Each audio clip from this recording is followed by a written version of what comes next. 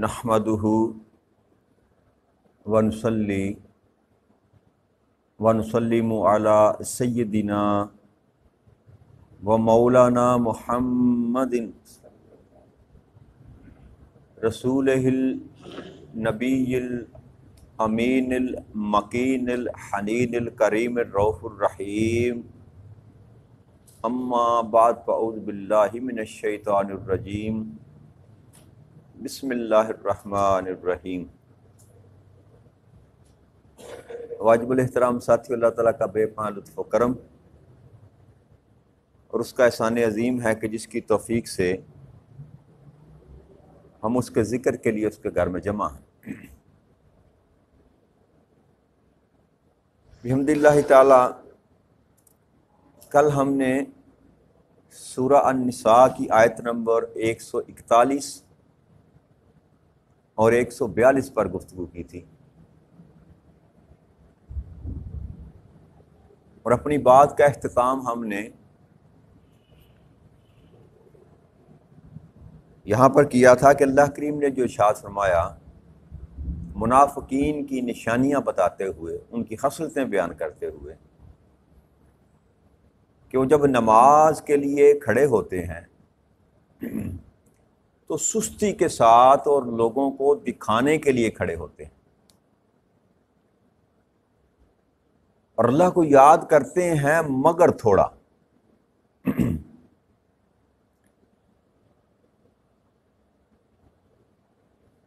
یہ جو آیت کریمہ ہے منافقین کی، امام ابو جعفر بن محمد جریر جو ہیں وہ بیان فرماتے ہیں کہ یہ عبداللہ ابن ابی رئیس المنافقین جس کو کہا جاتا ہے، ابو عامر بن النعمان اور دیگر منافقین جو مدینہ منورہ میں رہتے تھے، ان کے متعلق نازل ہوئی۔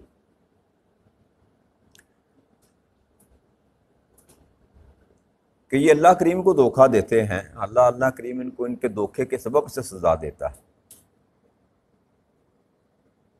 اللہ کو تو دھوکہ نہیں دیا جا سکتا، جیسے سورہ بقرہ کے آغاز میں دوسرے رکوع میں اللہ کریم نے ارشاد فرمایا تھا، آیت نمبر 9 ہے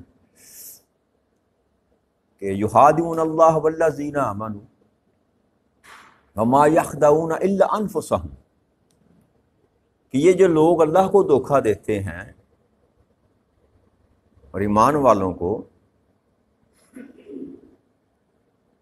حقیقت میں یہ اپنے آپ کو دھوکہ دیتے ہیں، شعور نہیں رکھتے۔ یہ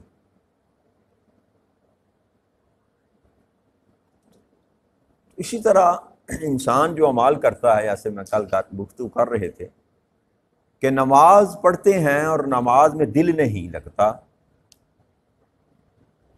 یا رسماً ہم نماز پڑھتے ہیں، عادتاً ہم نماز پڑھتے ہیں۔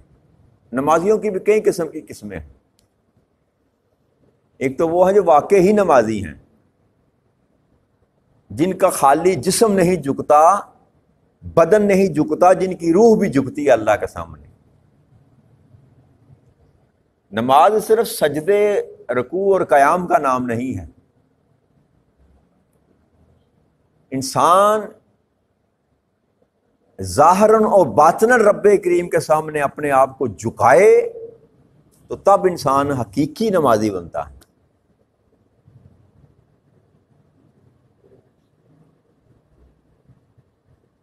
اور محض لوگوں کو دکھانے کے لیے اللہ فرماتے ہیں کھڑے ہوتے ہیں۔ ان کا معاملہ تو یہ تھا کہ وہ بتانا چاہتے تھے کہ ہم تمہارے ساتھ ہیں، ہم مسلمانوں کے ساتھ ہیں، اس لیے دل نہ چاہتے ہوئے، نہ مانتے ہوئے بھی آ کر نماز کی صف میں کھڑے ہو جاتے تھے۔ اور ہمارا معاملہ یہ ہے کہ ہم دنیا کو دکھانے کے لیے، دنیا کو راضی کرنے کے لیے، محض دنیا میں اپنا منصب، عزت، وقار بنانے کے لیے جو ہے وہ نماز میں پہلی صف میں آ کر کھڑے ہو جاتے ہیں کہ لوگ کیا کہیں گے۔ آپ میری بات کی تائید کریں گے کہ جب زمانہ الیکشن کا آئے گا نا، الیکشن کا زمانہ آئے گا تو آپ کو ہر جنازے میں متوقع کینڈیڈیٹ جو ہے وہ نظر آئے گا، پہلی صف میں نظر آئے گا، کوئی جنازہ نہیں چھوڑے گا۔ وہ دور سے پتہ چلے گا اس کو فلاں فوت ہوا ہے تو وہ اس کی گاڑی آ کر کھڑی ہوگی، اور وہ چوئی صاحب جو M P M L A کا کینڈیڈیٹ ہوگا وہ آپ کو اگلی صف میں نظر آئے گا۔ تو کس کے لیے نماز پڑھنے آیا؟ اور آپ کو نظر آئیں گے بلدیاتی الیکشن ہو یا بڑے الیکشن ہو، یہ جو کینڈیڈیٹ ہوتے ہیں نا، پھر آپ کو مسجدوں میں نظر آئیں گے یہ. کیوں؟ وہ پھر لوگوں کے لیے آتے ہیں، اللہ کے لیے نہیں آتے. اسی طرح جس کو اللہ کریم نے توفیق عطا فرما دی، سارے ایسے نہیں ہوتے، میں اکثریت جو ہے ہمارے معاشرے کی ایسی، جس کو اللہ نے توفیق دے دی، بیٹا تھا، بیٹے نے حج کے لیے ابا جی کو بھیج دیا یا اماں جی کو بھیج دیا، بھائی کو بھیج دیا، تو وہ حج کر آیا. اب شرم کے مارے نماز پڑھتا ہے کہ یار لوگ کیا کہیں گے کہ حج کر کے آیا نماز نہیں پڑھتا. یہ میں ایسی مثالیں نہیں دے رہا، یہ حقیقت ہے اور آپ سمجھتے ہیں اس معاملے کو. کسی وجہ سے داڑھی رکھ لی، کسی زمانے میں شوق آیا داڑھی رکھ لی، اور پھر منڈواتے ہوئے شرم آئی کہ لوگ کیا کہیں گے، یار داڑھی منڈوا دی اس نے، اور پھر اس داڑھی کی لاج رکھنے کے لیے مسجد میں آ جاتا ہے، یار لوگ کیا کہیں گے، داڑھی رکھی ٹوپی پائی نماز نہیں پڑھتا. یہ سارے محرکات ہیں، لیکن یہ سب لوگوں پر اطلاق نہیں ہوتا ایسا. یہ لوگ ہم میں موجود ہیں، اس قسم کے لوگ ہم میں موجود ہیں، اور یہ خصلتیں جو ہیں یہ منافقین کی خصلت ہے. دکھاوے کے لیے کام کرنا، محض نماز نہیں، یہ تو ایک نماز کی بات کی جا رہی ہے، دکھاوے کے لیے کام کرنا یہ منافقوں کی ایک نشانی ہے. جیسے آقا کریم صلی اللہ علیہ وسلم نے میں نے عرض کی تھی کہ 4 نشانیاں بتائی، ایک حدیث میں 3 بتائی، ایک میں 4 بتائی، کہ منافق یہ ہے جب وعدہ کرے گا وہ جھوٹا کرے گا، پورا نہیں کرے گا، بات کرے گا تو جھوٹ بولے گا، امانت رکھی جائے گی تو اس میں خیانت کرے گا، اور ایک حدیث مبارک میں چوتھی بھی آتی ہے کہ جھگڑا کرے گا تو وہاں پر بد کلامی کرے گا. اب یہ خصلتیں آقا کریم صلی اللہ علیہ وسلم فرمایا کہ یہ منافق کی خصلتیں ہیں، 4 پائی جائیں تو وہ منافق ہے، اور اگر کوئی ایک پائی جائے تو اس میں منافق سارا تو نہیں، خصلت منافقوں والی ہے. جب تک اس کو چھوڑ نہ دے وہ منافق کی خصلت رکھنے والا انسان ہو. تو لہٰذا ان چیزوں، اور دوسری بات اللہ نے فرمائی کہ ذکر کرتے ہیں اللہ کا مگر تھوڑا. ہمارے روزمرہ کی زندگی میں بھی اللہ کے ذکر کے لیے ہمارے پاس وقت نہیں ہوتا. جس کو نماز ہم کہتے ہیں نا، نماز بھی اللہ کا ذکر ہے، لیکن اللہ کو یاد کرتے رہنا. تھوڑا تو ہم بھی کرتے ہیں نا، 5 وقت نماز اگر پڑھ لی تو 15 منٹ بھی 5 نمازوں کے لگائیں تو 1.25 گھنٹہ بن جاتا ہے. 1.5 گھنٹہ لگا لیں 24 گھنٹے میں سے، باقی 22.5 گھنٹے جو ہیں وہ دنیا کی تگ و دو میں ہم بھاگے پھرتے ہیں. اللہ کے لیے کتنا ٹائم نکالا ہم نے؟ 1.25 گھنٹہ یا 1.5 گھنٹہ مشکل سے جو ہم اللہ کو یاد کرتے ہیں. جی تو اللہ کہتا ہے کہ یہ بھی نشانی جو ہے نا، یہ ایمان والے کی نشانی نہیں ہے. ایمان والا تو وہ ہے کہ وہ پنجابی کہتے ہیں نا، پنجابی میں کہ ہاتھ کار والے تو دل یار والے. ہاتھ کار والے یعنی کہ ہاتھ کام کر رہے ہوں تو دل جو ہے وہ یار کو یاد کرتا ہو، وہ صاحب ایمان لوگ ہیں. دھیان اس حالت کی طرف ہو، کام جیسا بھی کر رہا ہے، دکان پہ بیٹھا ہے، مزدوری کر رہا ہے، کھیتی باڑی کر رہا ہے، کچھ بھی کر رہا ہے، زبان سے اگر نہیں تو ایسے لوگ بھی دنیا میں ہوتے ہیں جن کا قلب ذکر کرتا ہے. زبان بھی کہیں اور مشغول ہے نا، تو ان کا جو دل ہوتا ہے وہ فقط اللہ کو یاد کرتا ہے. تو یہ درجات ہیں پھر ایمان کے. ہم تو ہے بہت نیچے درجے میں ہیں، یہ بھی اس کا شکر ہے کہ ایمان والے میں اس نے ہمیں شامل کر رکھا. لہٰذا اللہ کو یاد کرتے رہنا اس آیت مبارکہ میں ترغیب ہے، یہ دی جا رہی ہے کہ یہ منافقوں کی نشانی ہے، تھوڑا یاد کرنا اللہ کو. لہذا جب بھی وقت ملے اللہ کو یاد کرتے رہنا چاہیے، اللہ کو یاد کرتے رہنا چاہیے، اور یہ فائدہ دے گا. ایسے لوگ اللہ آقا کریم صلی اللہ علیہ وسلم فرمایا ہے، ایک روایت یہ بھی آتی ہے کہ قیامت کے دن جب جائیں گے نا لوگ پل صراط کی طرف سے گزرتے ہوئے، تو ایمان والے جو ہوں گے ان پر بھی اور منافقین پر بھی ایک نور اللہ کریم کا ہوگا، ایک نور کا حالہ ہوگا جس میں وہ سفر کرتے ہوئے جائیں گے. لیکن جیسے ہی پل صراط کے قریب پہنچیں گے تو منافقین کا وہ جو نور ہے وہ سلب کر لیا جائے گا، اور پھر وہ ایمان والوں سے مانگتے پھریں گے. جیسے سورہ الحدید کی آیت نمبر 14 میں اللہ کریم صاحب، میں اسے ترجمہ کروں گا، صرف اللہ نے مضمون بیان کیا کہ جس دن منافق مرد اور عورتیں مسلمانوں سے یہ کہیں گی کہ ہمیں دیکھو ہم تمہارے نور سے کچھ روشنی حاصل کر لیں، یعنی کہ ان کو کچھ نظر نہیں آئے گا، گزرنا بھی پل صراط سے ہے اور نظر بھی کچھ نہیں آئے گا، تو مسلمانوں سے کہیں گے کہ ہمیں بھی تو اپنی حصے میں سے تھوڑی سی روشنی دے دو. تو ان سے کہا جائے گا کہ وہ پیچھے چلے جاؤ. کہاں پیچھے؟ دنیا میں، یہاں سے یہ نور لے کر آنا تھا. وہ قیامت کے دن جو نور آپ کو عطا کیا جانا ہے اس کا بندوبست اس دنیا میں کرنا ہے. وہاں وہ نور جو ملنا ہے اس کا بندوبست اللہ کریم خود فرما رہے ہیں کہ ان سے کہا جائے گا کہ آپ پیچھے چلے جاؤ، وہاں جا کر کوئی نور تلاش کرو. پھر اللہ فرماتے ہیں ان کے درمیان ایک دیوار حائل کر دی جائے گی جس کے اندرونی جانب کے دروازے میں رحمت ہوگی اور بیرونی جانب کے دروازے میں عذاب ہوگا. اور منافقین مسلمانوں کو پکار کر کہیں گے کہ ہم تمہارے ساتھ نہ تھے. وہ کہیں گے کیوں نہیں، تم ہمارے ساتھ ہی تھے مگر تم نے خود کو اپنے آپ کو فتنے میں ڈال دیا، نفاق کے فتنے میں ڈال دیا، اور تم مسلمانوں کی مصیبتوں کے لیے منتظر رہتے تھے. جیسے اللہ کریم آگے کل ہم نے بات کی، اللہ دینا یتربصون، وہ دیکھتے رہتے ہیں، طاق میں رہتے ہیں فتح شکست کے معاملے میں. وہ کہتے ہیں آپ اس منتظر میں رہتے تھے کہ مسلمانوں کو مصیبتیں کب آئیں، اور تم دین اسلام کے متعلق شک میں مبتلا رہتے تھے، اور تمہاری جھوٹی آرزوؤں نے تم کو دھوکے میں ڈالے رکھا حتیٰ کہ اللہ کا حکم آ گیا، اور شیطان نے تم کو اللہ کے بارے میں دھوکے میں رکھا، اللہ کے متعلق دھوکے میں رکھا.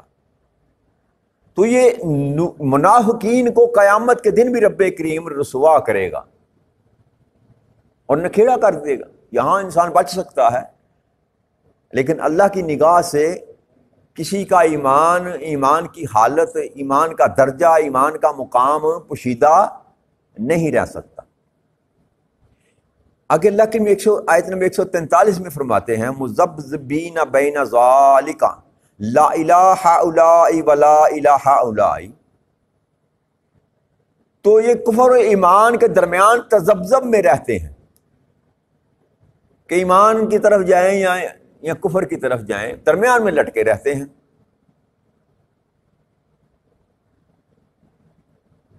نہ یہ ایمان والوں کی طرف ہیں نہ یہ کافروں کی طرف ہیں.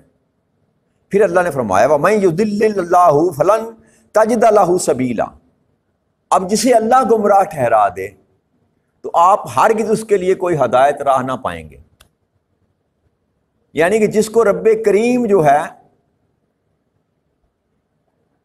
گمراہی کے رستے پر ڈال دے، یا جو گمراہی کے رستے پر چلا جائے اور اللہ کریم اس کا ہدایت کا رستہ بند کر دے، تو پھر کوئی بھی اس کو ہدایت نہیں دے سکتا. اور یہ ہوتا کیوں ہے؟ اس مقام پر انسان پہنچتا کیسے ہے کہ انسان برائیوں کی طرف بڑھتا چلا جائے اور کبھی پلٹ کر اللہ کی بارگاہ میں معافی طلب نہ کرے، توبہ نہ کرے. تو ایک مقام ایسا آتا ہے کہ جب رب کریم انسان کا دامن چھوڑ دیتا، وہاں سے انسان کی جو ہے تباہی و بربادی کا جو ہے نا وہ سلسلہ شروع ہو جاتا. انسان کو سمجھ نہیں آتی کہ کیا اس کے ساتھ بیت رہا ہے، لیکن حقیقت میں اس کا اٹھنے والا ہر قدم، گزرنے والا ہر لمحہ جو ہے اس کو جہنم کے قریب لے کر جا رہا ہوتا. اور اسی بات کو اللہ کریم بیان فرما رہے ہیں کہ جسے اللہ گمراہ ٹھہرا دے، حالانکہ اللہ گمراہ کرتا نہیں، جو اپنے کفر اور خباثت کی وجہ سے اس مقام پر پہنچ جاتا ہے کہ اللہ اس کے ہدایت کی استعداد جو ہے، صلاحیت جو ہے، اس کو سلب کر لیتا. وہ پھر ہدایت کی طرف آتا ہی نہیں، پھر کوئی اس کو دنیا میں ہدایت یافتہ بنا ہی نہیں سکتا. کیوں؟ کہ سم بکم امی، وہ گونگے بھی ہو جاتے ہیں، بہرے بھی ہو جاتے ہیں، اندھے بھی ہو جاتے ہیں. آنکھیں رکھتے ہیں لیکن اندھے ہوتے ہیں، زبان ہوتی ہے لیکن گونگے ہوتے ہیں، کان ہوتے ہیں لیکن بہرے ہوتے ہیں. تو نہ وہ حق دیکھ سکتے ہیں نہ حق سن سکتے ہیں. اور پھر اللہ کریم میں شعور جب سلب کر لیتا ہے انسان کا تو پھر انسان سوچ بھی نہیں سکتا، اچھائی میں برائی میں، نیکی میں بدی میں، خیر میں شر میں تمیز نہیں کر سکتا، اور وہ برائی کی طرف بڑھتا چلا جاتا ہے، اور شیطان بدبخت جو ہے اس کو وہ دھوکہ دیتا ہے کہ یہ رستہ ہی تیرا رستہ صراط مستقیم ہے، اور انسان شیطان کے بہکاوے میں آ کر اسی ڈگر پر چلتا چلا جاتا ہے، اور جہنم کے دروازے تک شیطان اس کو پہنچا کر دم لیتا ہے۔ اور اس کا سبب کیا ہوتا ہے؟ پہلا سبب یہ ہوتا ہے کہ اللہ کی رحمت انسان سے دور ہو جاتی، اللہ اپنا جو ہے نا، اللہ کریم اپنا دامن سے چھڑوا لیتے ہیں، یا اللہ بندے کو چھوڑ دیتا، جو پنجابی چ برے دی رسی دراز، بندہ اللہ چھوڑ دیتا، جاؤ بھائی جہاں جانا ہے بھاگ جاؤ، جو کرنا ہے کر لو، آنا تو میرے پاس۔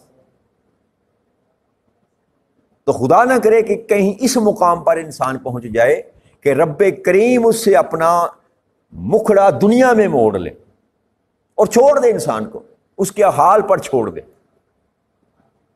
بھائی گھروں میں ہوتا ہے کہ نہیں، بچے ہیں ناراض ہو جائے، ہمارے ساتھ ہمارے ماں باپ کیا کرتے تھے، ہم اپنے بچوں کے ساتھ کرتے ہیں، آپ بھی کرتے ہوں گے، بچوں کو بلانا چھوڑ دیتے ہیں کہ نہیں کرتے؟ ایسے روٹین کا کام ہے کہ نہیں؟ بچے نے کوئی کام ایسا کیا، آپ نے اس سے بولنا چھوڑ دیا احتجاجن، اس سے منہ موڑ لیا، ہوتا ہے کہ نہیں ہوتا؟ تو اس کا رزلٹ کیا ہوتا ہے؟ یا تو بچہ بڑھتا چلا جاتا ہے، وہ کہتا ہے چلو شکر ہے ابا جی کو جان چھٹی ہے،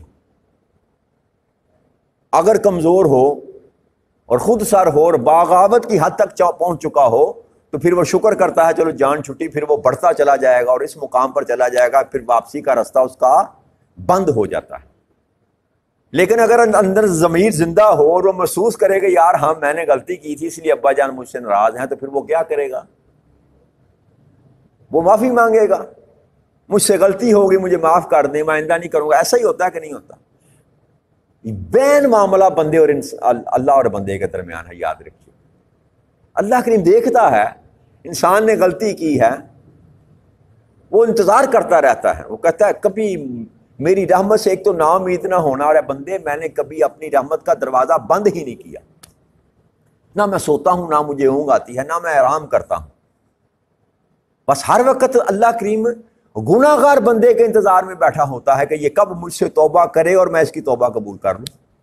وہ اتنا رحیم ہے، اتنا شفیق ہے۔ اب جس کا ایمان اندر جاگتا ہے نا تھوڑا سا بھی، تو وہ کیا کرتا ہے بندہ؟ غلطی ہو جائے تو فوراً اللہ کی بارگاہ میں جھک جاتا ہے، مولا مجھ سے غلطی ہوگی معاف کر دے، اور وہ بچ جاتا ہے، وہ بچ جاتا ہے۔ اللہ ناراض ہوا، آپ نے برا کام کیا تو آپ نے ہاتھ جوڑ دیے، مولا مجھ سے غلطی ہوگی معافی دے دے، اللہ کریم معاف کر دیتا ہے، اللہ راضی ہو گیا۔ لیکن اگر آپ پلٹ کر نہ آئے رب کریم کی بارگاہ میں اور اکڑ گئے، جیسے شیطان اکڑ گیا تھا، تو پھر جب شیطان اکڑا تھا تو رب کریم نے کیا کہا تھا؟ نکل جا میری بارگاہ سے، دفع ہو جا، دور ہو جا، پھینک دیا اور لین قرار دے دیا۔ لین کا مطلب میں نے آپ کو بتایا تھا جس سے اللہ کی رحمت دور ہو جائے، یا جس سے اللہ کریم اپنی رحمت کو دور کر لے، اس کو لین کہتے ہیں۔ تو اب جب بندہ کو اللہ کی طرف سے لعنت کا مستحق قرار پا جائے تو پھر کبھی اس کو ہدایت، یہ بات اللہ کریم سمجھانا چاہتے ہیں کہ کوئی ہدایت کا رستہ نہ پائے گا جب میں اس کو چھوڑ دوں گا۔ کیوں؟ وہ کہتا ہے ہدایت دینے والا بھی میں ہوں، ہدایت دینے والا بھی میں ہوں۔ جب ہدایت جس کی طرف سے آنی ہے وہ ہی رستہ بند کر لے، وہ دروازہ بند کر لے، تو پھر ہدایت کہاں سے نصیب ہو؟ اس لیے میں کہتا ہوں بار بار آپ سے کہ اللہ کے ساتھ اپنے تعلق کو مت توڑیں۔ بھائی انسان رہے مسلمان، رہے اللہ کا تابع دار، نافرمان نہ ہو، غلطیاں ہو جاتی ہیں، بڑے گناہ بھی ہو جائیں نا انسان سے، کوئی بڑی بات نہیں، لیکن اللہ کے ساتھ اپنا رشتہ نہ توڑیں، اس مقام پر نہ جائیں نافرمانی کے کہ رب کریم آپ سے اپنا مکھڑا موڑ لے اور آپ سے توبہ کی توفیق، آپ سے معافی کی توفیق جو ہے وہ چھین لے۔ جو پلٹ آتا ہے نا اللہ کی بارگاہ میں آ کر معافی مانگ لیتا ہے، وہ سمجھ لے کہ اللہ مجھ سے اس درجہ ناراض نہیں ہے، اللہ نے مجھ کو چھوڑا نہیں، کیونکہ توفیق جو توبہ کی توفیق ہوتی ہے وہ بھی اللہ کی طرف سے انسان کو میسر آتی ہے، اپنے تئیں بندہ توبہ نہیں کر سکتا۔ اور جس کو چاہتا ہے کہ یہ میرے سے معافی مانگ لے اس کو اللہ توفیق دے دیتا. یہ اس بات کی دلیل ہے کہ رب کریم نے اس انسان کو چھوڑا نہیں ہوتا جو توبہ کر لیتا ہے، اور جس کو چھوڑ دیتا ہے پھر وہ کبھی پلٹ کر توبہ کی طرف نہیں آتا. تو لہٰذا اللہ فرماتے ہیں کہ جس کو میں چھوڑ دوں نا گمراہی کے راستے پر، میں نے گمراہ ٹھہرا دیا اس کے گناہوں کے سبب سے، اس کی کفریہ حرکت کے سبب سے، اس کی بد تہذیبیوں کی سبب سے، اس کی خباثتوں کی وجہ سے، جب گمراہ کا لیبل لگ گیا اس کو، تو پھر کوئی کائنات میں اس کو ہدایت دینے والا میسر نہیں آئے گا.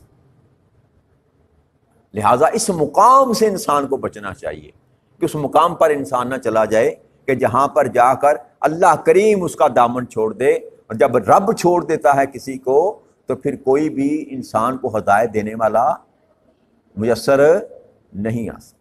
تو اللہ کریم سے اس دعا کے ساتھ کہ رب کریم ہمیں اپنے حفظ و امان میں رکھنا، ہمارے ایمان کی خود ہی حفاظت کرنا، ہمیں طاقت بھی عطا فرما، ہمیں ہمت بھی عطا فرما، اور ہمیں توفیق عطا فرما. وما علینا الا البلاغ المبین. السلام علیکم ورحمۃ اللہ وبرکاتہ.